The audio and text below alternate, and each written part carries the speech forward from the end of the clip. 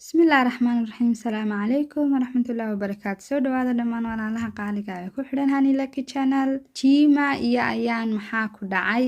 Qisada maanta aan inoo hayo waxay ka waramaysaa Jima iyo Ayaan. Jima waxay ahayd gabadh dhigata jaamacadda Ingiriiska ku taala ayay dhiganaysay. Ayaan ayay isbarteen oo isaguna jaamacadda dhiganayay. Waxaanay wada deganaayeen qeybta ardaydu ay degto ardayda jaamacadda dhiganaysa. Qaarna guryahooda ayay tagaan, qaarna meesha ayay degan yihiin. Meeshaas ayay Jima deganeed, Ayaanna isla meeshaas ayuu isna deganaa. Halkaasay isku barteen, jaamacaddii way ku wada kadibna waxay go'aansadeen inay isguursadaan. Guri yar bay iibsadeen, way hagaajisteen. Gurigoodii markay hagaajisteen ay dhammaystirteen ayay isguursadeen. Kaniisadda ayay tageen, labaduba waa gaalo. Kaniisaddii bay isku soo guursadeen. 2 cisho kadib guurkoodii waxay dooneen inay u baxaan bishii malabka shahril casal inay u baxaan ayay dooneen. Waxaanay tageen jasiirad la yiraahdo Seychelles ayaa jasiiradda la yiraahdaa.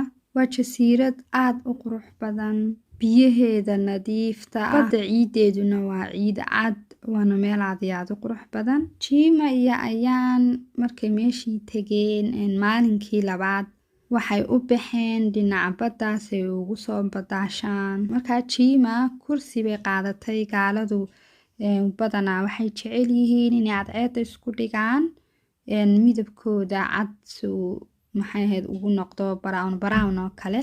Markaa Jima kursigii ayay dhigatay oo kursigeedii way ku jiibsatay iyadoo cadceedsanaysa. Ninkeedii Ayaana biyihii ayuu galay isagoo raba inuu biyaha isagu kusoo badaasho. Muddo markay kasoo wareegtay adigu iska badaalinayo isagu iyaduna iska cadceedsanaysay ayay waxay maqashay Jima dhawaaq yar, waayo iyadoo cadceedsanaysa ayay indhahan isku qabatay. Markaa waxay maqashay dhawaaq yar ayay maqashay, way soo kacday. Markay soo kacday fiirfiirsaha waxay aragtay 2 qofood oo iyaguna meel agteeda ah ku cadceedsanaya. Markii hore keligood baa joogay, laakiin markii dambe 2 qofood ah kusoo biiray iyaguna meesha ku cadceedsanaya aragtay, way iska sii jiibsatay. Wax yar kadib iyadoona waxba kasoo wareegin haddana waxay aragtay nin qaylinaya oo dhinaca ayuu ku ordayo tilmaamayay oo uu qaylinayay. Way yaabtay xastiri ninkan dhinacan u jeedo ee uu qaylinayo, bal waxay aragtay ninkeedii Ayaan oo 20 mitir meel u jirta gacan kasoo haadinaya oo qaylinaya. Naxdintii dadkii meesha joogayna ay soo wada carareen.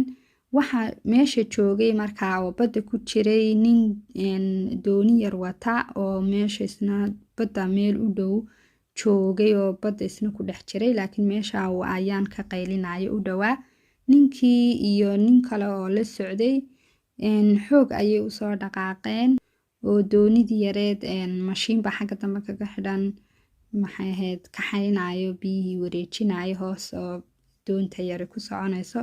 iyaguna xoog ayay usoo kaxeeyeen, dhinaciiba usoo carareen waa Ayaan joogay. Waa laga soo bixiyey dhinacii bannaanka la keenay isagiyo gacani go-an tahay oo lugi go-an tahay. Libaax badeed ayaa goostay oo soo weeraray Ayaan oo dhaawaca u geystay. Ayaanna meesha laga soo saarayay wuu noolaa, laakiin wax yar ka bacdi halkii ayuu ku dhintay. Isla kaniisaddii uu arooskoodu ka dhacay 2 cisho ka hor ayaa haddana lagu dhigay tacsidiisii.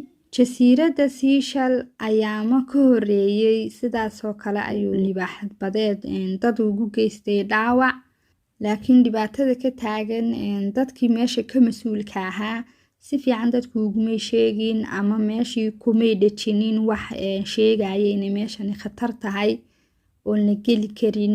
Wax sheegaya kumay dhejin, waayo dadkoo dhani ma ogaa inay meeshu khatar ka jirto. Waa meel markii hore dadku dalxiisayaal caadi ugu iman jireen oo loogu dalxiisi jiray oona dhibaato lahaan jirin. Marka dadkii dalxiisayaasha ahaa ma wada oga oo ma wada garanayaan inay meeshu khatar tahay. Dadkii meesha mas-uulka ka ahaa ayay ahayd inay ku dhejiyaan waxyaalo sheegaya meeshu inay khatar tahay oon la geli karin. Jima iyo Ayaanna waxay ka mid ahaayeen dadkii aan ogeyn ama aan war u haynin inay meeshu khatari ka jirto. Sidaasaana Ayaan biyihii ku galay, dhibaataduna kusoo gaadhay, libaax badeedkuna kusoo weeraray, naftiisiina uu ku waayay.